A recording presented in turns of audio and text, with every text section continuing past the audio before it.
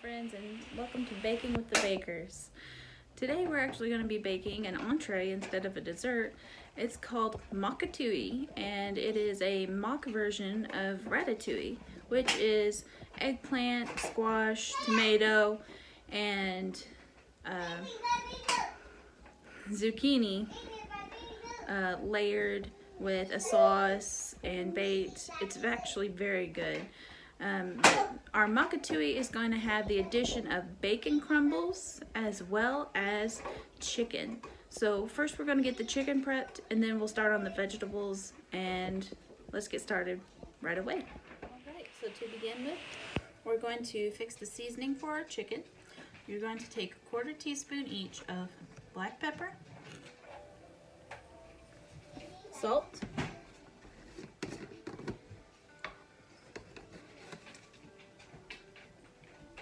basil,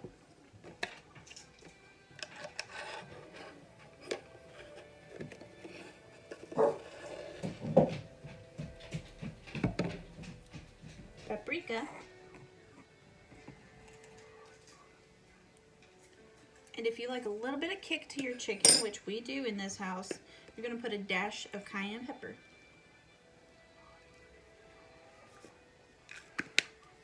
And to me, a dash is about 1/8 of a teaspoon. So you're going to mix that together, and we're going to apply that to our chicken once we get it cut up. See, looks good. Chicken, you're going to take 2 boneless, skinless chicken breasts, and you're going to slice them to about 1/4 of an inch. Don't pay attention to how I'm cutting chicken, because apparently how I cut chicken is wrong. I don't do the bear claw method, so that leaves me at risk of chopping my fingers off. So just remember, bear claw method, hold behind the blade.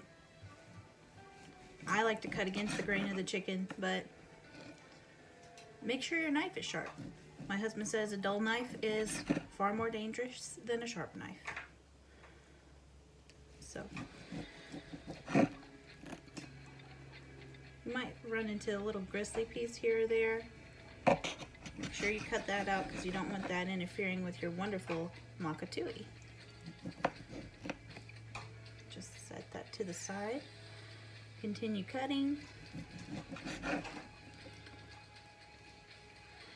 And you're also supposed to use the bear claw method if you're doing fruits and vegetables, things like that.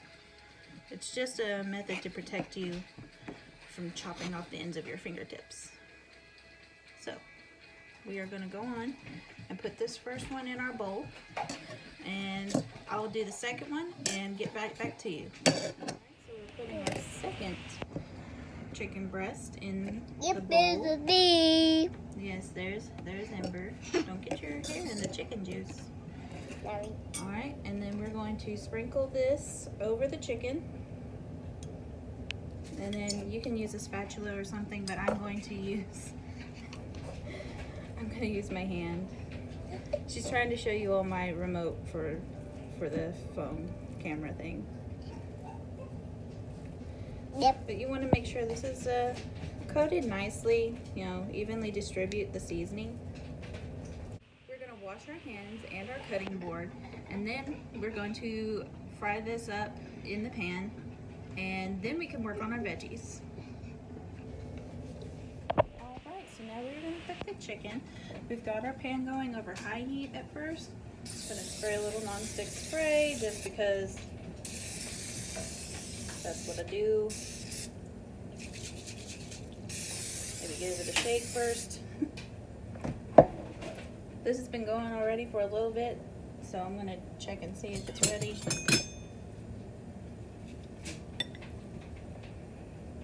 Nope, not remotely. So we're going to wait for that to heat up a little bit, then we'll cook our chicken. Okay. Should be hot enough now.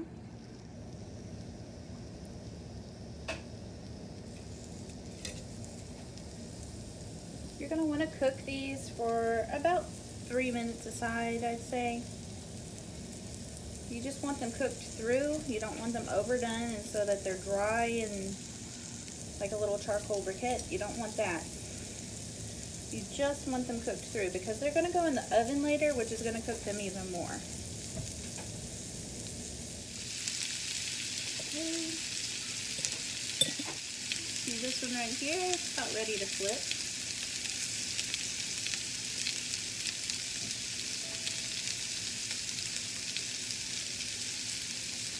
Honestly, the chicken doesn't take that long. It's getting all the vegetables and the sauce prepared that takes so long with mockatouille.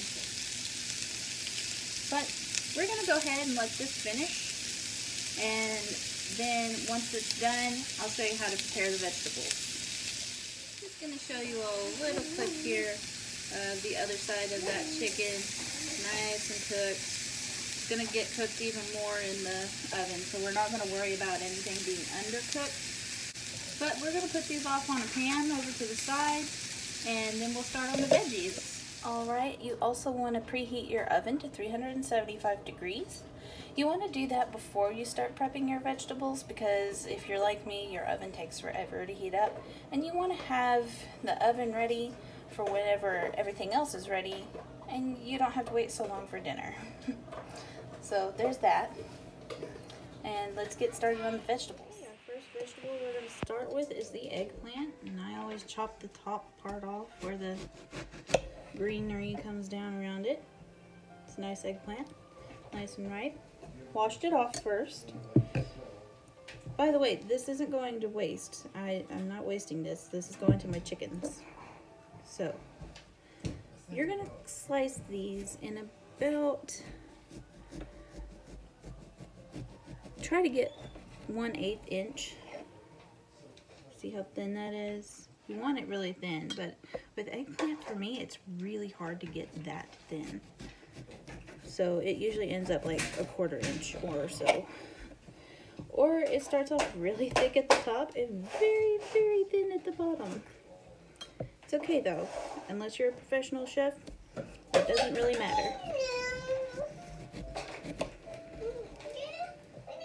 So you're going to cut through that. Ooh, see, you got to be careful with eggplant. That waxy texture on the outside makes it so hard for a knife to go through. So I usually just poke the tip in. And then the gist of it is you're going to cut the eggplant into about 1/8 inch to 1/4 inch sections all the way down, and just lay them on a pan off to the side for now, until we get everything else ready. Alright, after you do your eggplant, you're going to do your zucchini. Chop the butt off and try to get as close as you can to 1/8 inch slices. It's a little easier with the zucchini. See? So you're going to do that. Did it again. Oh well. It doesn't have to be perfect, like I said, but you're going to do that all the way down the zucchini. So I'll meet you at the end when it's time for our next vegetable. So we had a little bit of a kitchen mishap. Miss Ember burned the very tip of her finger, but she is okay. She's got some burn ointment on it. It may blister, but it should be fine. You know, stuff that happens to little kids all the time, and adults. But she is fine. She's got plenty of hugs and kisses now. What I didn't get to show you because of the incident is I cut our yellow squash, one yellow squash, into 1/8 inch rounds, and put that to the side. We finished our bacon, because you want to have bacon crumbles for mockatouille. And now we're just finishing off our last vegetable, which is a Roma tomato. The flavor of the Roma tomato, plus being able to get the seeds out if you're like me and you don't like the seeds of a tomato, and the shape, all make this the best tomato for the job. Now, I can't cut tomatoes very well, so these are going to be a little bit on the thick side, but no worries. So we are going to set these aside. Then we're going to start assembling everything, and then there's a sauce that goes on top. I'll show you how to make that as well. Okay, so it's time to assemble our mockatouille. So the first thing you're going to take is a big piece of your eggplant and just set it in the corner. Our pan is still hot from cooking the bacon, so you might hear some sizzling. Then take one of your yellow squash rounds and layer it slightly over the eggplant. Next, you'll layer a piece of your zucchini over top of the squash, followed by a piece of tomato. Then you're going to put one of your chickens, just like that. So how we're doing it today is eggplant, yellow squash, zucchini, tomato, chicken. Now you can do it whatever order you want, but I always recommend to start with the eggplant just because it gives you a bigger base to start off of. So again, we're going to do eggplant, squash, zucchini, tomato, chicken. And you are going to repeat this around.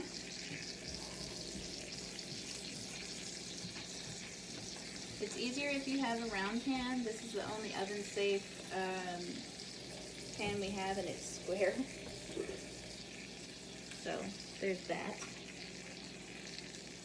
So you're going to continue this around. If you run out of one of your ingredients, no big deal, you can just fill in with others. But you want to make like a spiral pattern into the center of your pan. So we're going to finish this off and I'll show you what it looks like after. Alright, once assembled, this is what it's going to look like. I had a lot of the zucchini and the squash left over, so I'm probably going to saute that up or just leave it in the fridge and saute it up tomorrow. But I had some extra chicken left over, so I just kind of scattered it on the top.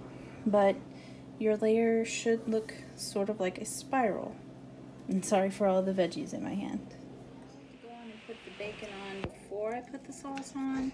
That's just my personal preference. If you prefer to put it on top after the sauce and the cheese go on, that's quite alright as well. Keeps your bacon more crispy that way, in all honesty. But you'll notice I'm just using scissors to kind of crumble the bacon all over. Might have enough to put on top too. Or I could save some for my kiddo. She loves bacon. Yeah, that's what we'll do. We'll save some for Ember to have.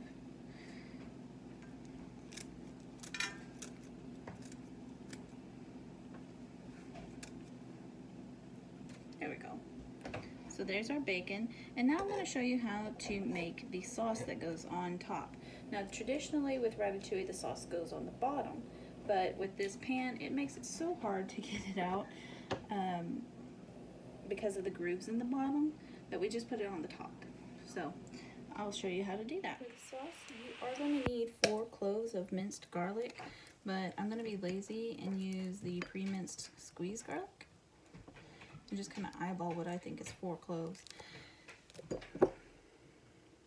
Maybe. I like a lot of garlic, so it doesn't matter if I put a little extra in there. So, you are also going to dice 1 red pepper and 1 onion of your choice. I generally like the sweet onions for their flavor.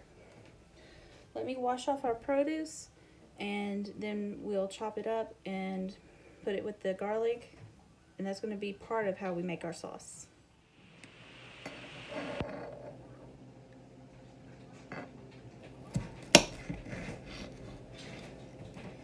Again, I'm not doing the bear claw method, and I really should.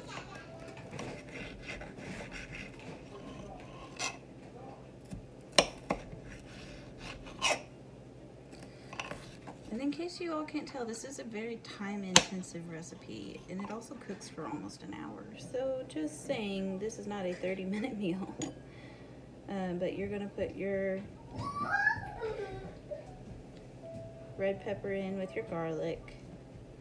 And I'll meet you back at the onion. With all our red pepper done, so let's get our onion going.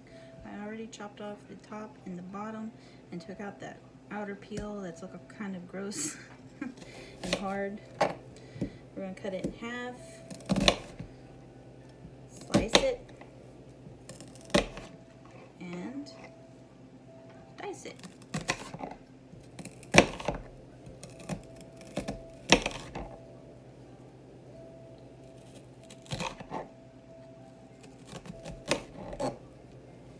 We're going to add that to our bowl, do the other half of the onion, then we'll move on to our next part of the sauce. Alright, so now that we have our onion, red pepper, and our garlic prepared, we're going to pour it into a pan or pot. And we're going to cook this until it begins to soften up. You will want to break up your clumps of garlic and onion and make sure it's all nice and evenly distributed throughout one another.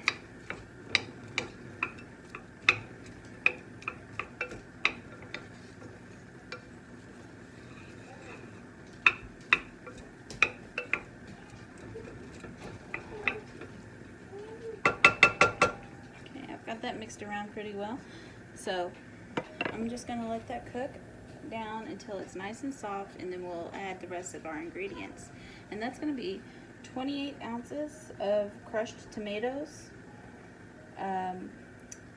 about a 1/4 teaspoon of salt, a 1/2 teaspoon of pepper, 2 tablespoons of basil, and 1 tablespoon of oregano. Okay, I've already went ahead and added the seasonings I just said, and we're about to add in our crushed tomato. Everything looks nice and soft, so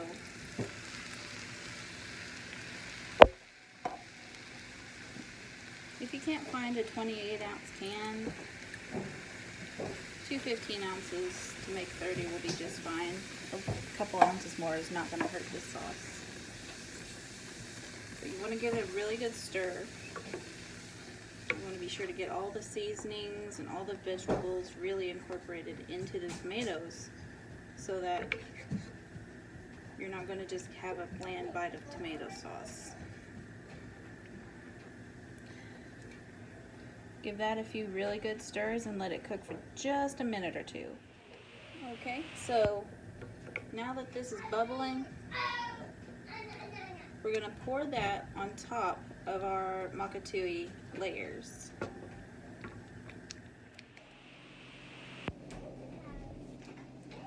Okay, you're going to pour it nice and slow.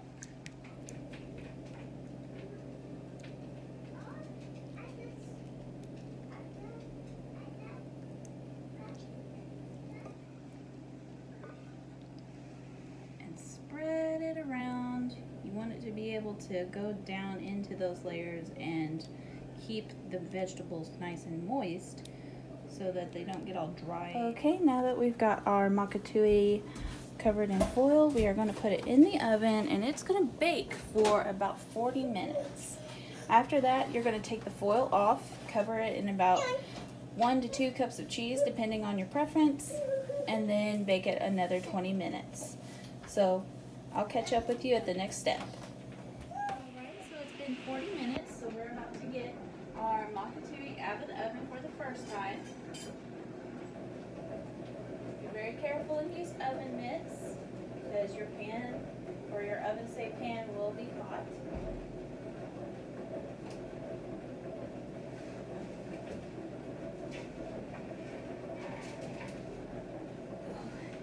And it's generally very heavy. Alright, so first, let's get that oven mitt off. We are going to take off our foil. It looks great. It's coming along awesomely. And to give it a little, extra, we're going to eyeball it, but I'd say about 2 cups, at least for our family. We love cheese. Got a 4-cup bag here, so I'm going to end up using half of it just on this one dish.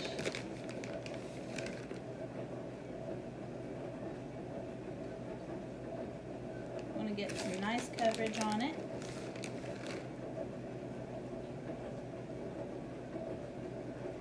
Just look at that steam there. And I wish you guys could smell through the video because it smells so good. Okay. That's more like 1 3/4 cup. And now we are going to put this back in the oven for 20 minutes without any of the foil on it. So just be careful. Lift and put it right back in the oven.